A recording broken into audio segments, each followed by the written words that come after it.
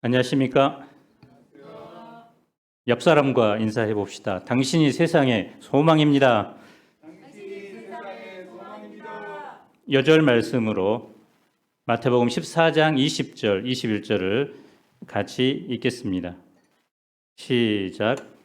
다 배불리 먹고 남은 조각을 12바구니에 차게 거두었으며 먹은 사람은 여자와 어린이 외에 5,000명이나 되었더라. 두 왕의 잔치 이야기입니다. 헤롯은 궁전에서 성대한 생일 잔치를 벌입니다. 예수님은 빈들에서 천국 잔치를 베풉니다. 헤롯의 잔치가 자신만을 위한 향락의 잔치라면 예수님의 잔치는 모든 사람에게 행복을 주는 잔치입니다. 헤롯의 잔치는 사람을 죽이는 곳이 되지만 예수님의 잔치는 사람을 살리는 곳이 됩니다. 이 시간 예수님이 베푸시는 기쁨의 잔치로 나아갑시다. 제1부 궁전의 잔치 1절로 12절입니다. 1절을 보십시오. 제자들이 전도 여행으로 예수님의 각 소문이 각 지역에 퍼지게 됩니다. 갈릴리를 다스리던 헤롯 안티파스도 이 소문을 듣습니다. 그는 신하들에게 말합니다. 이는 세례 요한이라. 그가 죽은 자 가운데서 살아났으니 그러므로 이런 능력이 그 속에서 역사하는도다. 그가 무슨 짓을 했길래 이런 반응을 보이는 것일까요? 그는 원래 나바티아 왕의 딸과 결혼을 합니다. 그런데 배다른 동생 빌립의 아내 헤로디아를 보자마자 사랑에 빠집니다. 그는 그녀와 결혼하기 위해 정실 부인과 이혼합니다. 율법은 형제가 살아있는 동안에 그 형제의 아내와 결혼하는 것을 금지합니다. 그러므로 그의 행위는 근친상간이요 간음이라고 할 수 있습니다. 헤롯의 권력의 두려움을 느낀 언론은 침묵으로 일관합니다. 그런데 세례 요한이 목숨을 걸고 왕의 잘못을 지적합니다. 당신이 그 여자를 차지한 것이 옳지 않소. 사람들은 대부분 자기의 죄를 지적당하는 것, 특히 공적으로 그렇게 되는 것을 싫어합니다. 흔히 죄를 범했을 때 느끼는 죄책감보다 폭로당했을 때 느끼는 수치감이 더 강합니다. 헤로디아는 자신을 음녀 취급하는 요한을 눈의 가시처럼 여깁니다. 헤롯은 요한의 입을 막고자 감옥에 가두어 버립니다. 5절을 보십시오. 헤롯은 요한을 죽여 영원히 그의 입을 닫아버리고 싶었지만 요한을 선지자로 여기는 여론 때문에 죽이지는 못합니다. 그런데 헤로디아가 은밀하게 암살 계획을 짭니다. 헤롯의 생일 잔치 날이었습니다. 이스라엘 곳곳에서 수많은 관리들이 선물 보따리를 싸고 모여들었습니다. 잔치가 한창 무르익고 있을 때 헤로디아의 딸이 들어와 반능적인 춤을 춥니다. 술에 취한 헤롯은 그녀에게 무엇이든지 달라는 대로 주겠다고 약속합니다. 엄마의 사주를 받은 딸은 요한의 머리를 소반해 달라고 요구합니다. 잔인한 엄마와 딸이죠. 체면을 중시한 헤롯은 잠시 고민하지만 결국 요한의 목을 베어버립니다. 초대교회 전승에 의하면 헤로디아가 자신을 비난했던 요한을 얼마나 증오했든지 소반에 담겨온 요한의 혀를 날카로운 송곳으로 사정없이 찔렀다고 합니다. 세례 요한의 죽음은 너무나 허망합니다. 전쟁터에서의 장렬한 죽음도 아니고 사고 현장에 뛰어들어 죽어가는 사람을 구하다가 희생된 의로운 죽음도 아닙니다. 한 소녀의 춤값으로 희생된 허무한 죽음입니다. 400년의 영적 암흑기를 뚫고 등장한 이스라엘의 등불이요. 메시아의 선구자였던 그가 그의 존재와 영향력에 비하면 너무나 갑작스러운 종말을 맞이합니다. 그에 대한 큰 기대를 가지고 따랐던 백성들은 의인 세례 요한이 죽는 순간 하나님은 뭘 하고 계셨습니까? 세상은 결국 힘있고 돈 있는 자들의 것이구나. 믿음으로 살아도 안 되는 것은 안 되는구나 하며 큰 상실감과 허탈감에 빠졌습니다. 그런데 이런 헤롯의 최후를 기록한 1세기 역사가 요세푸스는 헤롯이 후에 왕위에서 쫓겨나 프랑스 리옹에 유배되어 비참한 최후를 맞이했다고 기록합니다. 오늘 세례 요한의 죽음은 우리에게 무엇을 말해 줄까요? 요한은 겉으로만 보면 불의 앞에서 비참하게 죽었습니다. 힘이 없어서 무력하게 죽었습니다. 어찌 보면 실패한 인생처럼 보입니다. 그러나 그는 그리스도의 선구자로 살았고 그리스도의 선구자로 죽었습니다. 그의 죽음은 장차 예수 그리스도의 죽음을 보여줍니다. 그가 세상의 불의 때문에 죽은 것은 장차 예수님도 세상의 불의 때문에 죽으실 것을 보여줍니다. 이런 점에서 그는 하나님께서 그에게 주신 사명을 온전히 마치고 간 것입니다. 한 인생의 성공과 실패는 얼마나 오래 살았느냐가 결정하지 않습니다. 하나님께서 주신 사명을 그의 인생에서 얼마나 잘 감당했느냐, 그렇지 못하느냐에 달려 있습니다. 세례 요한은 비록 짧고 그러나 하나님께서 보실 때 그는 가장 가치 있는 인생을 산 것입니다. 제2부 빈들의 잔치 13절로 36절입니다. 우리 다 함께 13절을 읽어봅시다. 시작.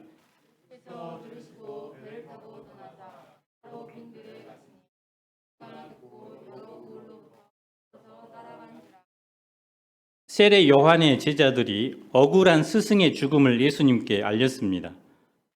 예수님은 백성들을 모아 헤롯 반대 집회를 하던가 성명사라도 발표해야 할 것 같습니다. 그런데 예수님은 헤롯의 영토를 떠나 빈들로 들어가 버리십니다. 헤롯이 예수님까지 죽일까 봐 두려워서 도망간 것일까요? 아니면 세상 일에 아예 관심을 접은 것일까요? 왜 빈들로 가셨죠? 빈들은 사람이 살지 않는 조용한 곳입니다. 문명의 이기가 뻗치지 않는 곳입니다. 스마트폰이 없는 곳입니다. 오직 나와 하나님께만 집중할 수 있는 곳입니다. 조용히 생각하고 묵상할 수 있는 장소입니다. 예수님은 빈들에서 하나님과 교제하면서 하나님의 음성을 듣고자 하셨습니다. 문제가 생기면 그 문제 때문에 방황하거나 절망하는 사람도 있지만 빈들로 가서 하나님의 뜻을 조용히 묻는 사람들이 있습니다. 1961년 4.19와 5.16의 혼란의 시기, 대학생들이 절망하고 있을 때 UF 운동을 시작한 고 이사무엘 선교사님은 이렇게 하나님께 기도했습니다.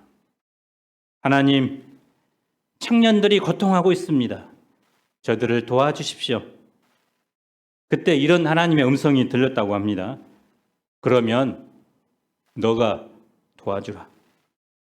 이런 문제의식으로부터 우리 모임이 시작된 것입니다. 우리는 현재 어렵고 힘든 시기를 살고 있습니다. 모든 일상적인 삶이 제약을 받습니다. 예배도 교회에 와서 드리지 못하고 온라인으로 드립니다. 캠퍼스에 나가서 전도할 수 없습니다. 또 교회에 나와 뜨겁게 부르짖어 기도할 수도 없는 상황입니다. 또 사랑하는 동역자들과 함께 교제하는 것도 한계가 있습니다. 그런데 더 문제인 것은 이런 상황이 언제 끝날지 모른다는 것입니다. 하지만 분명한 것은 바로 이때가 우리가 빈들로 나아가서 하나님께 기도할 때라는 것입니다. 우리는 힘든 일을 만날 때 그 문제만을 바라봐서는 안 됩니다. 문제 앞에서 한 발짝 뒤로 물러나서 하나님이 내게 원하시는 것이 무엇인가, 그것을 찾는 시간을 가져야 합니다. 그때 이로부터 성령의 지혜가 임합니다. 그리고 정말 해야 할 일에 대한 분별력이 생기게 됩니다. 지금까지 예수님은 수많은 사람들에게 말씀을 전하고 병든 자를 거치는 그런 공적인 사역을 했지만 세례 요한이 죽은 뒤로는 이제 제자들을 훈련한 일에 집중합니다. 빈들에 가신 예수님은 무엇을 하실까요? 14절을 함께 읽어봅시다. 시작.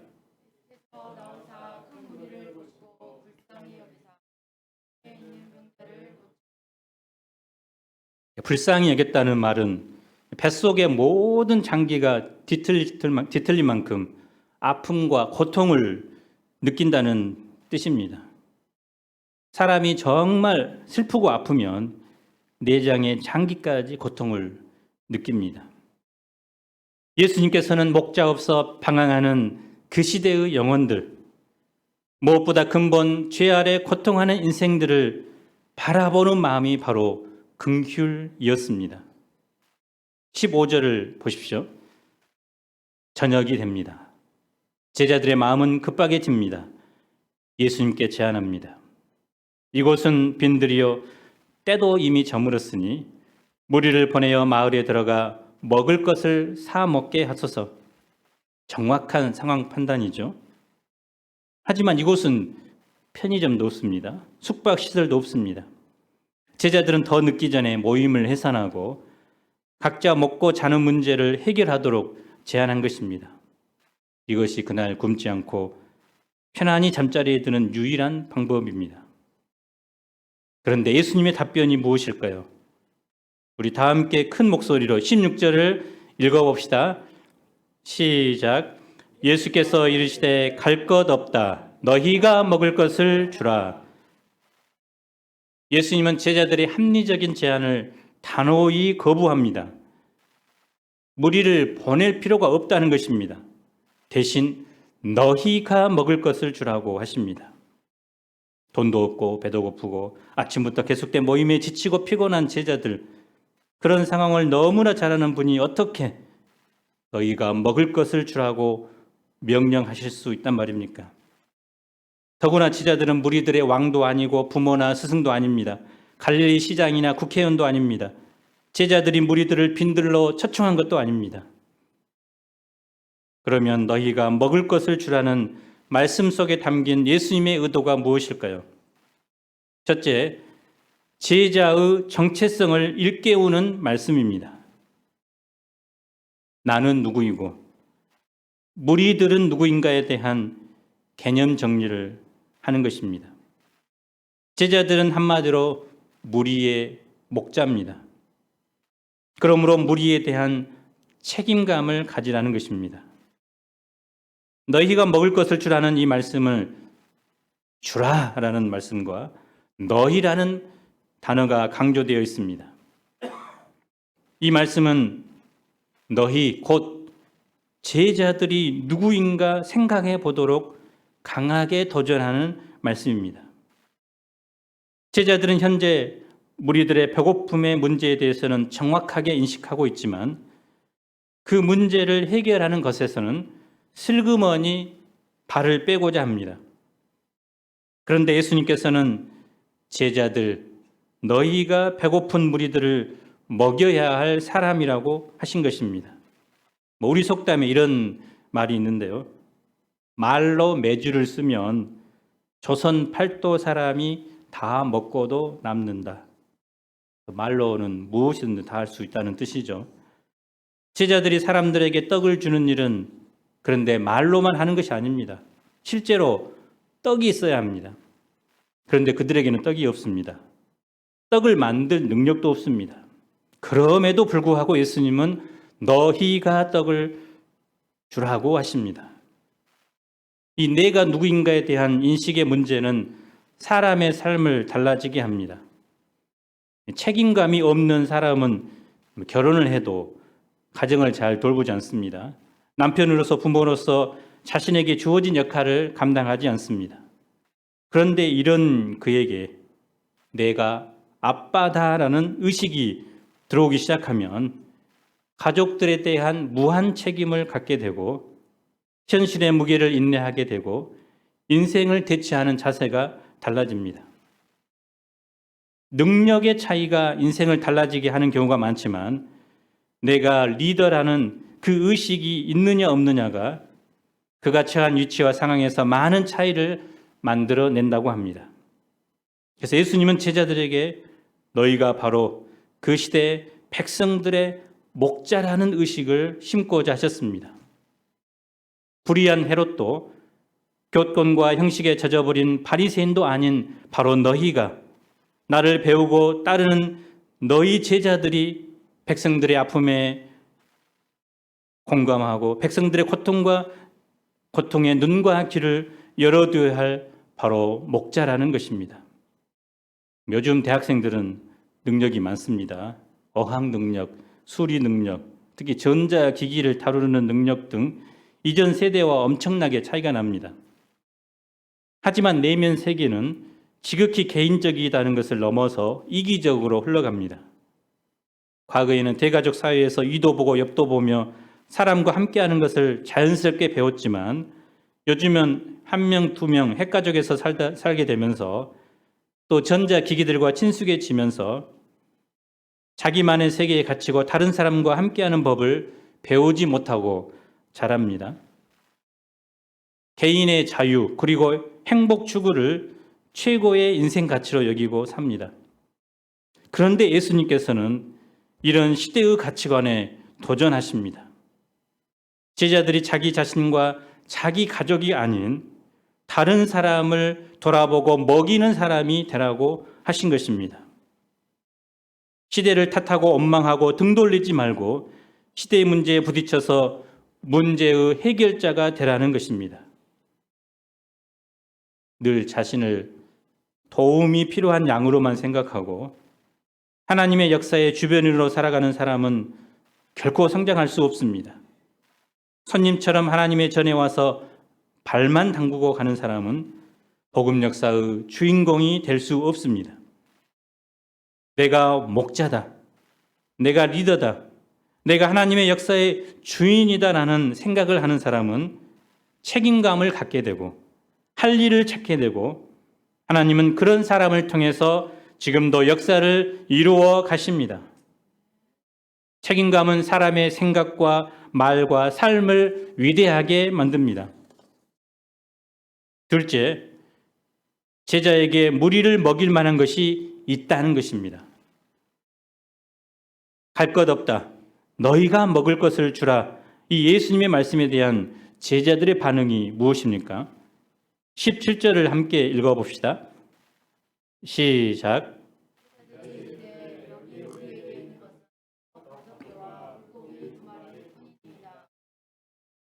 겨우 한 사람 식사 분량입니다.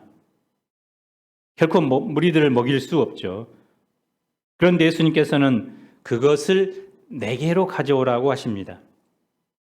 제자들에게 없는 것을 생각하지 말고 현재 가지고 있는 그것을 가져오라고 하십니다. 그것은 먹여야 하는 사람에 비해 너무도 보잘것없는 것이고 초라한 것입니다. 그럼에도 예수님은 그것을 무시하지 않습니다. 아무리 적은 것일지라도 예수님께서는 가지고 오기를 원하십니다. 예수님은 그것을 받으시고 무엇을 하실까요? 19절을 보십시오. 우선 사람들을 잔디에 앉게 합니다. 그리고 떡 5개와 물고기 2마리를 손에 들고 하늘을 우러러 축사하십니다. 그리고 떡을 떼어 제자들에게 줍니다. 제자들은 그것을 사람들에게 나누어 줍니다. 예수님은 제자들을 통해서 제자들을 쓰셔서 일하십니다.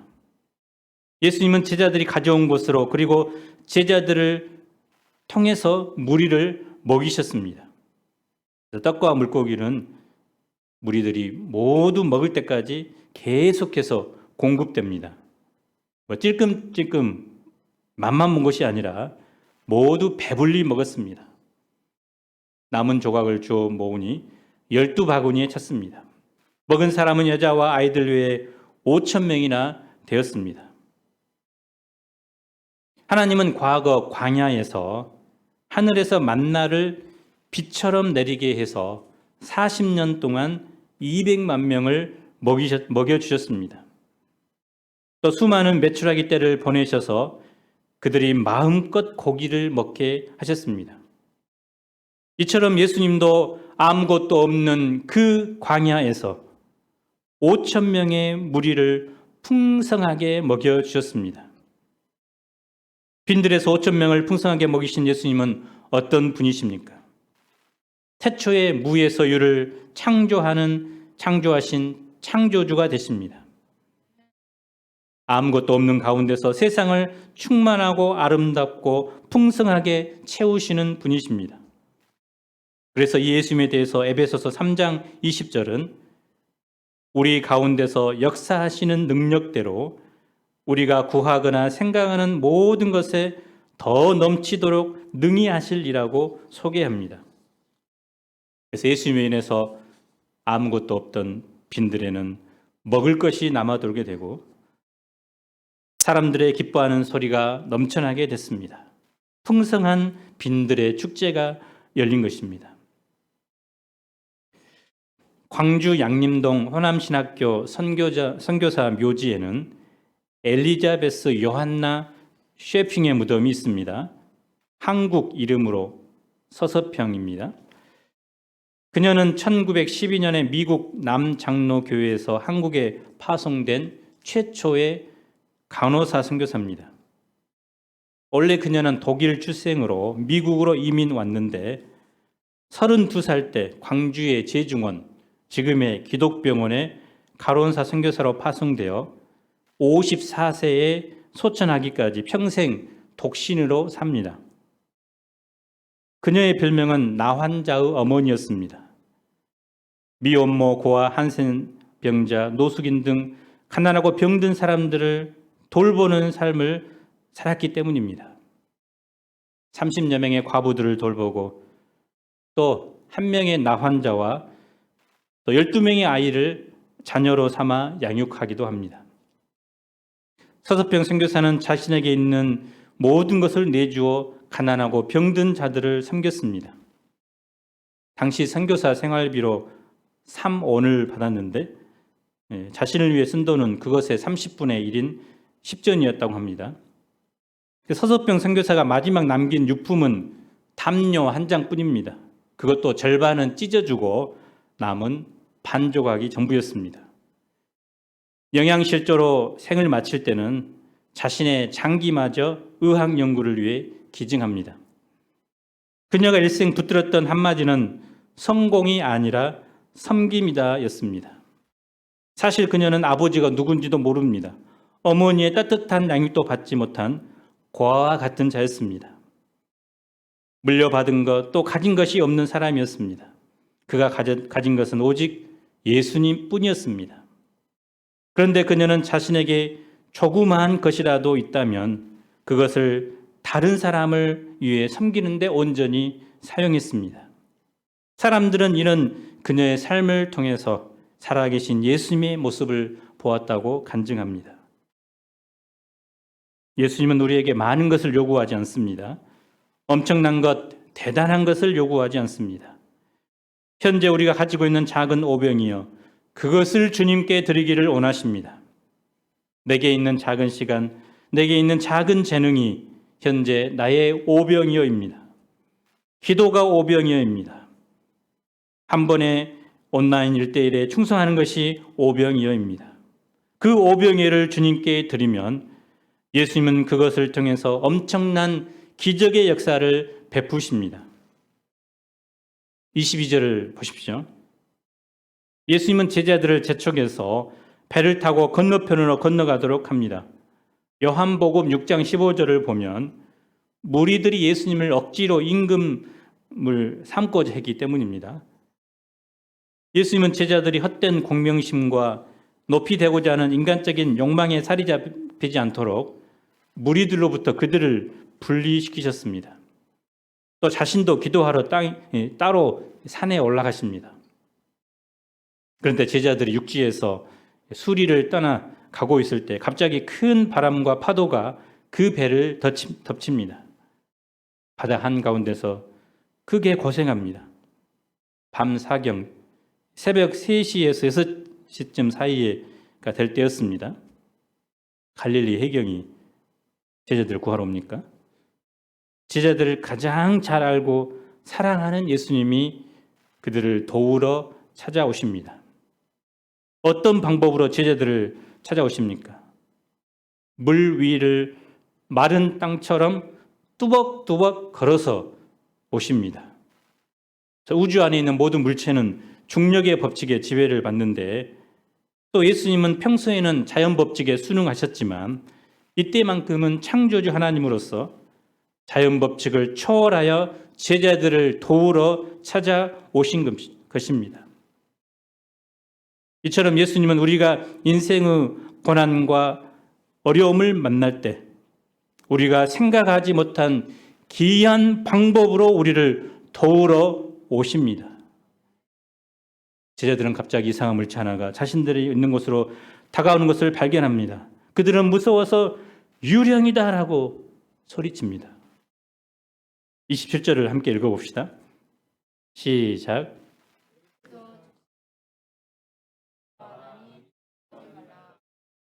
안심하라는 것은 말 그대로 용기를 내 담대해라는 뜻이죠. 난이 두려워하지 말라는 말씀은 자녀가 홀로 집에서 무서워 떨고 있을 때 아빠가 와서 나다, 아빠다 하는 것과 같습니다.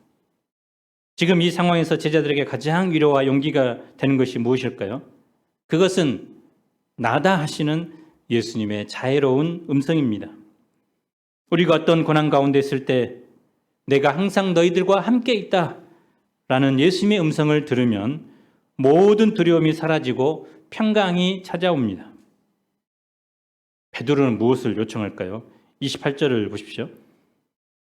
베드로가 대답하여 이르되 주여 만일 주님이시거든 나를 명하사 물 위로 오라 하소서 하니 그는 참으로 대단한 믿음을 가진 것 같습니다. 예수님은 그에게 오라고 말씀하셨습니다. 베드로는 배에서 내려 풍랑이 치는 바다 위로 걸어서 예수님께로 갑니다. 여러분 중에 물 위를 걸어본 사람이 있습니까? 중앙 아메리카에 예수 도마뱀이라고 불리는 바실리스크 도마뱀이 있다고 합니다.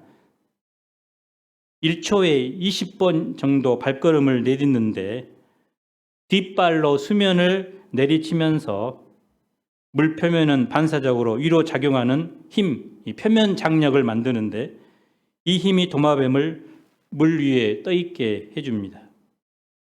게다가 도마뱀이 힘껏 물을 걷어찰 때 발 주변에 공기 주머니가 생기고 그 공기 주머니가 사라지기 전에 곧바로 발을 떼고 다른 발을 내딛는 과정을 반복합니다. 이 놀라운 능력에는 에너지가 많이 필요하기 때문에 도마뱀이 물 위로 뛸 수 있는 거리는 기껏해야 10m에서 20m 뿐입니다.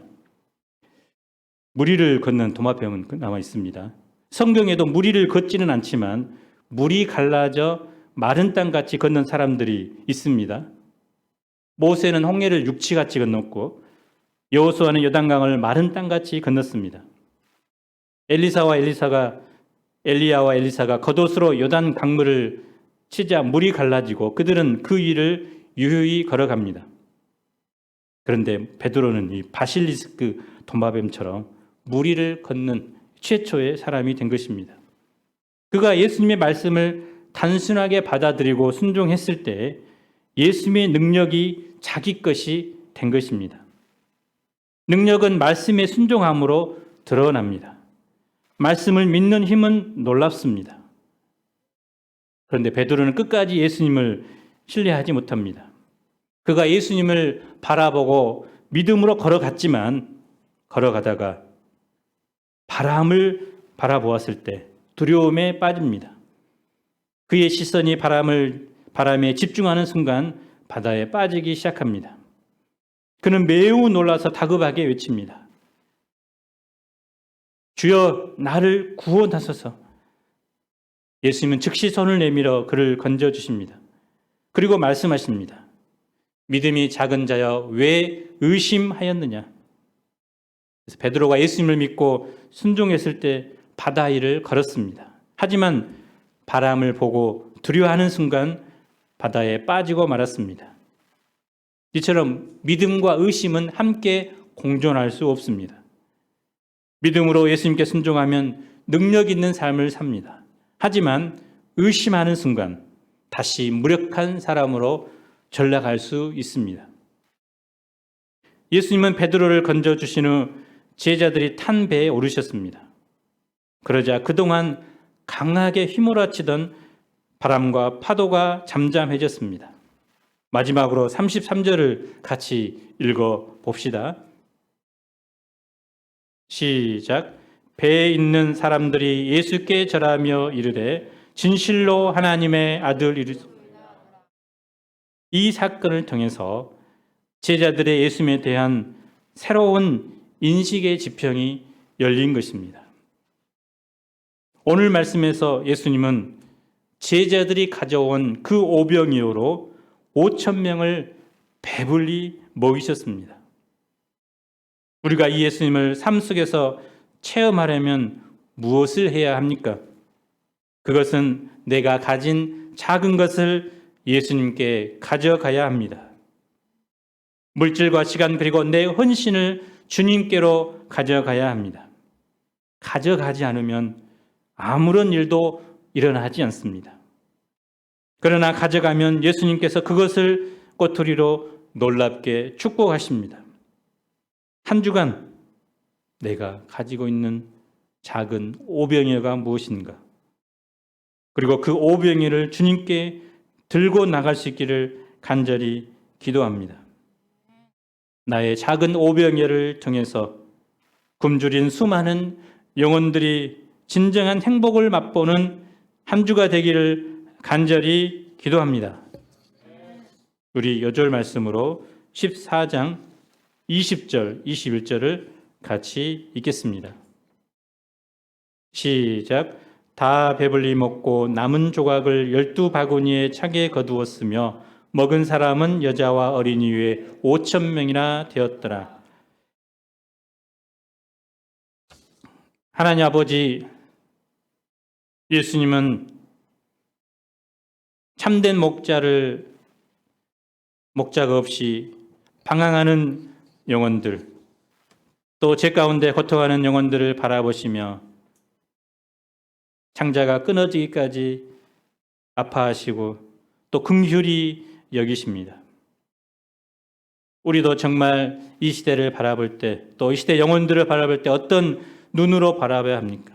바로 이 예수님의 긍휼의 눈으로 바라보게 도와주십시오. 이 긍휼의 눈이 있을 때 어찌하든지 영혼들을 먹이고자 하는 목자의 심정이 생김을 깨닫습니다. 내게 있는 작은 오병이여, 그것을 주님께 드리지 않으면 그것으로 끝나버리지만 주님께 우리의 오병이를 드리면 그것을 기초로 주님은 5,000명을 먹게 하는 놀라운 기적의 역사를 베푸십니다. 하나님 아버지, 우리가 작다고 오병이어를 무시하지 않고 믿음으로 주님께 가져가게 도와 주옵소서. 특별히 베드로처럼 주님의 말씀에 온전히 순종함으로 무리를 걷는 기적의 역사들이 우리 가운데 충만히 일어나도록 축복하여 주옵소서. 예수님 이름으로 기도합니다. 아멘.